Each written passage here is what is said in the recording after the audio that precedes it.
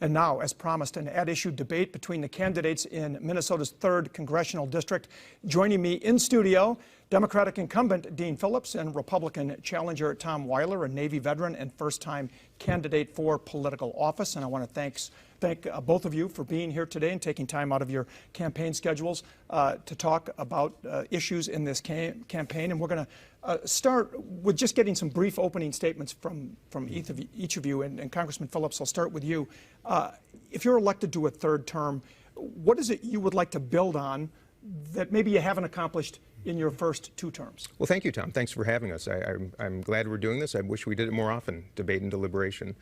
To answer your question very directly, I was raised in this community that I now represent. I was raised to be civil, respectful, and a problem solver. I'm honored to have been named the most bipartisan member of the entire U.S. Congress, the most effective member of the Minnesota delegation, and I vice chair the Problem Solvers Caucus, 28 Democrats and 28 Republicans who do what I know America wants: sit down together, build trust, and solve problems. Have we solved them all yet? Absolutely not. We can only do so if we work together. That is my mission. We have to protect freedom. We have to protect democracy. Those are my missions in the next Congress, and I would be honored to earn another term in Congress. All right, that is Congressman Dean Phillips. And Tom Weiler, the Republican challenger, you have left a long military career in the Navy. What is it that drove you to seek elective office for the first time? Well, thank you very much for having us on this morning. To me, it comes down to the American dream and making sure that American dream that I grew up with is available for my 2 kids and all Americans. And Minnesotans in the 3rd District, I am one of you. I see and I feel and I understand the problems we face in our 3rd District, just like all of you. I'm a middle-class American. I mow my own lawn. I pick up my kids from school. I have sick kids that my wife and I balance. And I'm a father. I'm a husband of 2 young kids. I'm a son. I'm a veteran. And I want what's best for my 2 kids and all Americans. And to me, for that American dream to be possible, we need safe and secure communities. We need a thriving economy. We need excellence in education. And we need a united American spirit. And that's why I'm running for Congress. All right. We have heard the opening remarks from the 2 candidates. The debate will continue between Congressman Dean Phillips and Tom Weiler. After a short break, we'll be back with 2 segments of debate on a variety of issues ranging from inflation to crime and abortion. We'll be back in 2 minutes. And welcome back to our debate in the 3rd Congressional District here in Minnesota between Republican Tom Weiler and Democratic incumbent Dean Phillips. Thank you again for being here. Tom Weiler, let's start with you. Let's talk about the economy. What do you view as the root cause of the inflation problem that is so obvious in our nation right now? And tell me 2 ways that you would propose laws in Congress that might help alleviate the problem. Well, if I can give you 3, I'll go with 3 quick ones. But the biggest thing contributing to our inflation, unfortunately, is the excessive government spending that the Biden administration has proposed, and Congressman Dean Phillips and many other far-left Democrats have approved all the government spending that has been requested. And that clearly contributes to the 8.3% inflation, I believe, that just came out yesterday, I think it was. And to fix that and to address inflation, first and foremost, we need to stop the excessive government spending. We need to reopen American energy, specifically the gas and oil industries, to become energy independent again, so we are not relying on OPEC and Russia to set oil prices and gas prices for Americans at the gas pump and as we heat our homes. And thirdly, we need to relook at the Jones Act. Right now, the Jones Act limits shipping American products from one U.S. port to another U.S. port and because of the type of ship it's on. And fundamentally, we had a big disruption in our supply chain, so now is the time to relook at modifying the Jones Act to lower supply costs. And Congressman Phillips, same question for you, including an explanation of why you voted in favor of the Inflation Reduction Act, which I know you were proud of that vote. Tell me more about the root cause of inflation and what you would do to address it. Well, the root cause of inflation is inequities between supply and demand. And it wasn't U.S. government spending that caused inflation around the world. It's very difficult in America right now. I know we both know that. But the inflation rate in OECD countries exceeds 10% right now, and we're at a little bit over 8%. The spending we had a decision to make, Tom. It was either support families, businesses, reduce unemployment, keep businesses open during the most difficult days in our recent history, or face massive unemployment, business closures, and every economist that we spoke to in Congress indicated there is a chance of incremental inflation, maybe 150 basis points. But if we did nothing, Their concern was it would be a lot harder to get out of that economic morass than we face now. There's a reason that the U.S. dollar is up 17% in the international basket of currencies, because foreign investors realize this is still the most secure economic country in the entire world. What can we do to reduce inflation? We should eliminate the tariffs, the Trump tariffs that were essentially a tax increase on many Americans. We should let the Fed affect its monetary policy, raising the federal funds rate to slow down this economy. I remind everybody, we have the lowest unemployment in Minnesota right now, 1.9%, 268,000 jobs open. We have to walk that fine line to prevent recession, but cool down the economy just a little bit, and I think we can. The Nonpartisan Congressional Budget Office said that the Inflation Reduction Act will reduce the deficit, but will have negligible impact on inflation, especially in the short term. Is that a concern? Well, the Inflation Reduction Act does reduce the deficit over 10 years, absolutely. It also reduces prescription drug pricing for seniors. So when we talk about reducing costs for people in America, that's what that bill did. It also ensures that the most high-performing companies in America pay their fair share.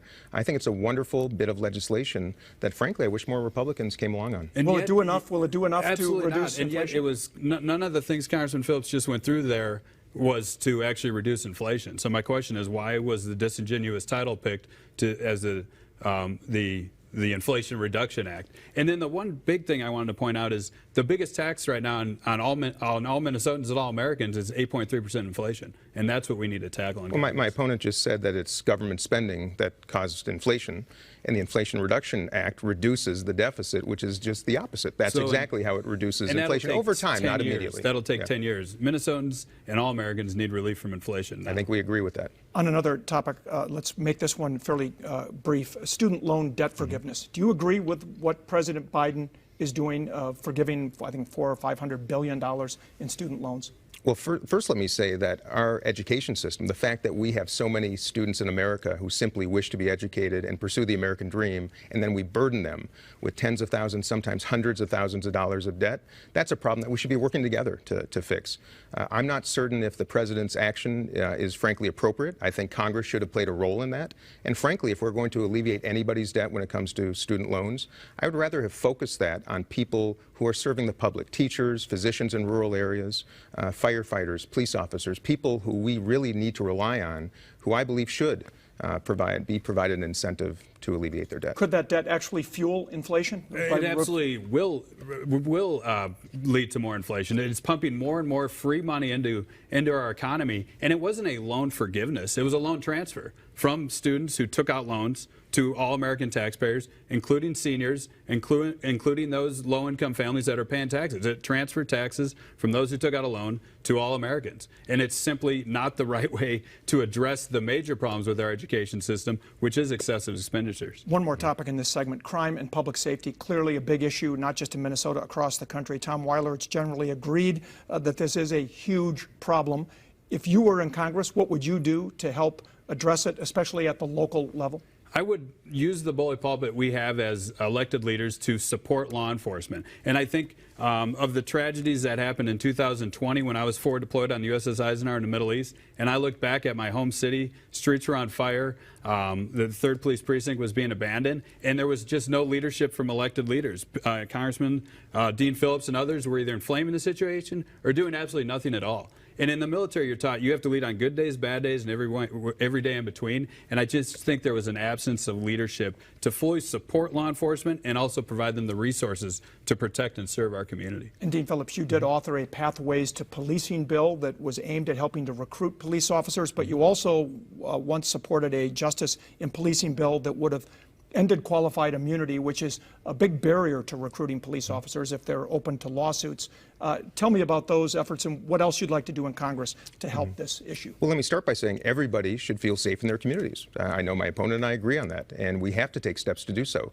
The way to do so is to listen. That's why I do ride-alongs with police officers regularly. That's why I convene chiefs of police in the 3rd District. I think my opponent was talking about the city of Minneapolis, which neither of us would be representing. I represent Bloomington. I just met with officers and the police chief there. They told me that crime is at a 4-year low in Bloomington. There are officers, there are departments doing it very well. My Pathways to Policing bill is a perfect example of a way to repopulate police departments, honor policing, and that's why I was just endorsed by the Minnesota Police and Peace Officers Association, because of my commitment to work with them to solve crime. Can I just add one more thing? Yeah. We need to support police. We need to repopulate police departments. We need to ensure that prosecutors are doing their jobs. And lastly, we need to invest in children, young families, and communities to prevent crime down the road. Do you still support ending qualified immunity for police officers? Not in its current form in that bill. I voted for that bill to send to the Senate with the expectation that it would be negotiated, which is how most things come together in a conference committee. I do believe, I've learned a lot. I've learned a lot in the past 2 years with my ride-alongs with police officers about the implications of QI. And by the way, both justice and safety can be accomplished. They're not mutually exclusive. They're mutually mandatory. We've got to work on those together. 10-second rebuttal, and we got to get just real quick. I will never make that excuse that I don't represent Minneapolis, so I don't care what happens in Minneapolis. Minneapolis is Minnesota. Constituents in the 3rd District live there, work there, go there to play. I will always support and defend police in the 3rd District and in Minneapolis. And that's, Tom, and that's why I wrote a bill, the Pathways to Policing Act, to do exactly that. Minneapolis is 300 officers deficient right now. I wrote the bill. Thanks to legislation that you voted for. I think we're going to be voting on that bill shortly, which will help repopulate police departments that we need. We're out of time for this segment. We'll be back. We're going to talk abortion and election security if time permits. We'll be back in 2 minutes. And we're back for our final segment of this debate in the 3rd Congressional District. Tom Weiler, do you think the 2020 elections were legally and fairly conducted and President Biden was legitimately elected? Absolutely. Anything you would do to change? Are there any election laws that need to be changed to enhance election security, or do you not view it as a problem? No, absolutely. I think we need to take a big look at election security and election integrity. And most of that's because that's one of those issues that is sort of in the eye of the beholder. If American citizens, Democrats, Republicans, and independents have concerns on the outcome of the election, we should strive as everyone united to make sure our election security is safer, more secure, so all Americans have confidence in the results. And Dean Phillips, I know you believe the election was fairly conducted.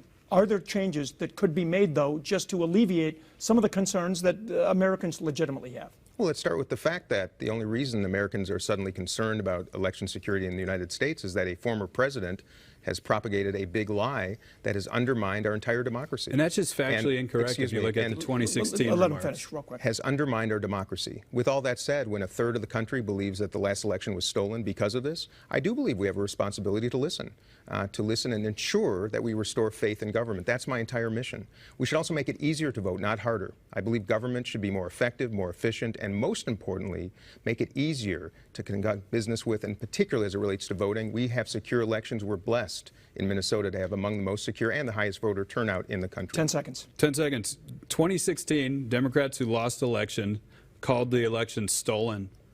So they have questions with election integrity, too. Let's get to the abortion issue real quick. Dean Phillips, you're a vocal opponent of the Supreme Court decision that overturned Roe versus Wade.